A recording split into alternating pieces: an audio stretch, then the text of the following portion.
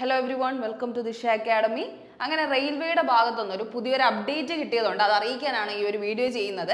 നമുക്ക് എല്ലാവർക്കും ഉള്ള ഒരു മെയിൻ ഡൗട്ടാണ് SSC പോലെ റെയിൽവേ എക്സാംസുകളും കണ്ടിന്യൂസ് ആയിട്ട് ഇയർലി ബേസിൽ നടക്കുമോ എന്നുള്ളൊരു കാര്യം.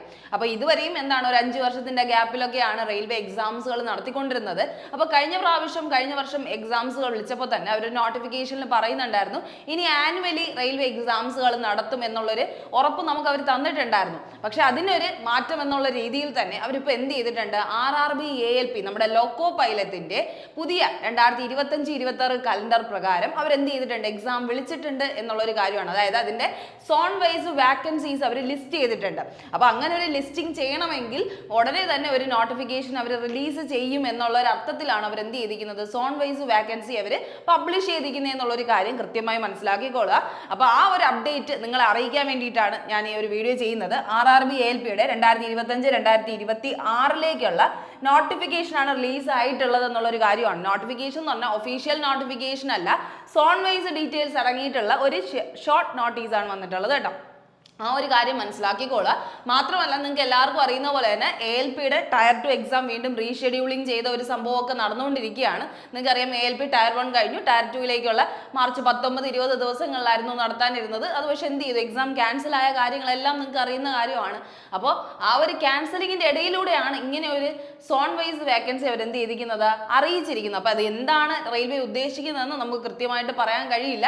എന്തായാലും അവർ അറിയിച്ച ഒരു നോട്ടീസ് നിങ്ങൾ അപ്ഡേറ്റ് ചെയ്യാൻ വേണ്ടിയിട്ടാണ് ഈ ഒരു വീഡിയോ ചെയ്യുന്നത്. എന്തായാലും നിങ്ങൾ മനസ്സിലാക്കുക, ഇതിന്റെ assessment of vacancies of loco pilot by zonal railways ആണ് ഓൺലൈനിൽ ഇപ്പോൾ എന്ത് ചെയ്തിരിക്കുന്നത്, അവർ അപ്ഡേറ്റ് ചെയ്തിരിക്കുന്നത് എന്നുള്ളൊരു കാര്യം ശ്രദ്ധിക്കുക. ഇവിടെ നോക്കിക്കഴിഞ്ഞാൽ അവരുടെ സോണൽ റെയിൽവേയും അവരുടെ എത്ര സോണുകളുണ്ടോ ആ റെയിൽവേസും അവിടേക്ക് അപ്രൂവ് ചെയ്തിരിക്കുന്ന വാക്കൻസീസുമാണ് അവരുടെ എന്ത് ചെയ്തിരിക്കുന്നത്, കൊടുത്തിരിക്കുന്നത്. അപ്പൊ ഇത്രയും മാത്രം അടങ്ങിയിട്ടുള്ള ഒരു റെയിൽവേ വൈസ് ബ്രേക്കപ്പ് ആണ് അവർ എന്ത് ചെയ്തിരിക്കുന്നത്, അനൗൺസ് ചെയ്തിരിക്കുന്നത്. അപ്പൊ അത് നിങ്ങളെ അറിയിക്കാൻ വേണ്ടിയിട്ടാണ് വീഡിയോ ചെയ്യുന്നത്.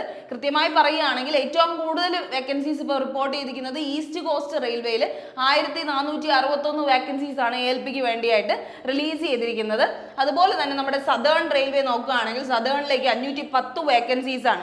അങ്ങനെ ആകെ total 9,970 vacancy, near by 10,000 vacancies ആണ് റിലീസ് ചെയ്തിരിക്കുന്നത് എന്നുള്ളൊരു കാര്യം കൃത്യമായി ശ്രദ്ധിക്കുക കേട്ടോ. അപ്പോൾ 9,970 വാക്കൻസീസ് ആണ് അവരിപ്പോൾ എന്ത് ചെയ്തിരിക്കുന്നത്, പബ്ലിഷ് ചെയ്തിരിക്കുന്നത്. അപ്പോൾ നമുക്ക് എത്രത്തോളം ഇത് ജെനുവിൻ ആണെന്ന് പറയാൻ പറ്റില്ല. കാരണം നിങ്ങൾക്ക് അറിയാലോ, റെയിൽവേ അപ്പോഴപ്പോഴും എന്ത് ചെയ്യാറുണ്ട്, അവരുടെ കാര്യങ്ങൾ മാറ്റി പറയാറുണ്ട്. അതായത് നിങ്ങളുടെ വാക്കൻസീസ് ചിലപ്പോൾ കൂട്ടാൻ ചാൻസ് ഉണ്ട്. ഇതൊരു ടെൻഡേറ്റീവ് എന്നുള്ള രീതിയിൽ നിങ്ങൾ വിചാരിച്ചാൽ മതി.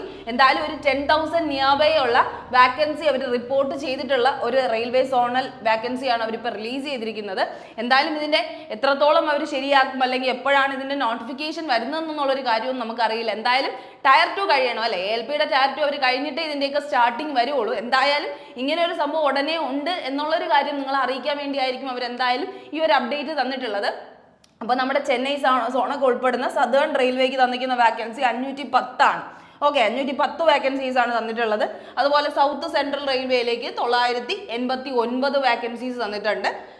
ഓക്കെ, അപ്പോൾ അങ്ങനെ കുറച്ച് വാക്കൻസീസ് അവർ കൊടുത്തിട്ടുണ്ട് എല്ലാ രീതിയിലും. വെസ്റ്റേൺ ഉണ്ട്, പിന്നെ നമ്മുടെ മുംബൈ സോണൊക്കെ വരുന്ന സെൻട്രൽ റെയിൽവേക്ക് 300+ വാക്കൻസി പറയുന്നുണ്ട്. അതുപോലെ ഓരോരുത്തരും കൊടുത്തിട്ടുണ്ട് കേട്ടോ. അത്യാവശ്യം വാക്കൻസീസ് എല്ലായിടത്തും റിപ്പോർട്ട് ചെയ്തിട്ടുണ്ട്. ഏറ്റവും കുറവ് വന്നത് നോർത്ത് ഈസ്റ്റേൺ റെയിൽവേ 100 വാക്കൻസീസ് ആണ് പറയുന്നത്. എന്തായാലും ഇത് എത്രത്തോളം ഇങ്ങനെയാണോ വരുന്നതെന്ന് നമുക്ക് അറിയാൻ പറ്റില്ല. ഫൈനൽ നോട്ടിഫിക്കേഷൻ വന്നാലേ പറയാൻ പറ്റുള്ളൂ. എന്തായാലും അത്യാവശ്യം വാക്കൻസീസ് എല്ലാ സോണിലും അവർ റിപ്പോർട്ട് ചെയ്തിട്ടുണ്ട്. അപ്പോൾ ഇനി ഇതിനേക്കാളും കൂടുതൽ എന്ത് ചെയ്യും, എക്സാംസ് ഒക്കെ കണ്ടക്ട് ചെയ്തതിന് ശേഷം വീണ്ടും എന്ത് ചെയ്യാൻ പറ്റും, അവർക്ക് കുറച്ചും കൂടെ റീ അനാലിസിസ് ചെയ്തിട്ട് വീണ്ടും ഒരു ഒന്നേന്നൊരു നോട്ടിഫിക്കേഷൻ കൂടെ പബ്ലിഷ് ചെയ്യാൻ ചാൻസ് ഉണ്ട്.